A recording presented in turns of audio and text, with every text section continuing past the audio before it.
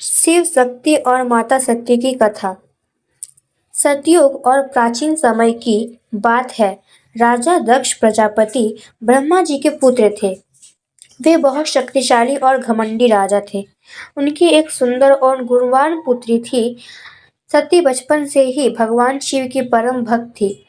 वे मन ही मन शिव को अपना पति मान चुकी थी।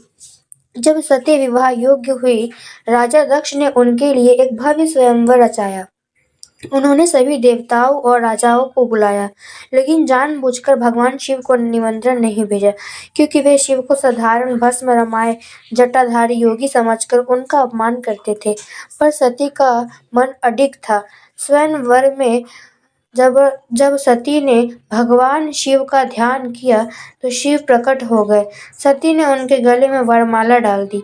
यह देखकर दक्ष क्रोधित हो गए, लेकिन ब्रह्मा और विष्णु के समझाने पर विवाह संपन्न हुआ। विवाह के बाद सती कैलाश पर्वत पर शिव के साथ सुखपूर्वक रहने लगी। कुछ समय बाद राजा दक्ष ने एक विशाल यज्ञ का आयोजन किया। उन्होंने सभी देवताओं को आमंत्रित किया, परंतु शिव और सती को नहीं बुलाया। जब सती को यज्ञ का समाचार मिला तो उन्होंने शिव से वहां जाने की इच्छा जताई। शिव ने कहा, देवी, जहां अपमान का भय हो वहां जाना उचित नहीं। पर सती ने पिता के घर जाने का अधिकार समझकर जाने का निर्णय लिया। जब सती यज्ञ स्थल पहुंची तो किसी ने उनका स्वागत नहीं किया। राजा दक्ष ने सबके सामने शिव का अपमान किया और उन्हें अपशब्द कहे। अपने पति का अपमान सती सह न सकी।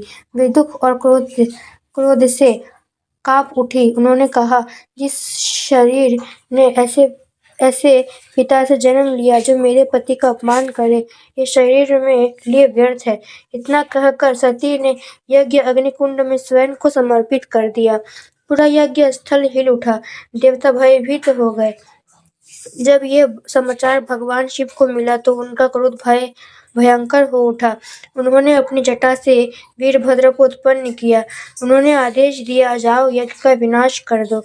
वीरभद्र ने यज्ञ स्थल पर पहुंचकर सब तहस नहस कर दिया और राजा दक्ष का सिर धड़ से अलग कर दिया।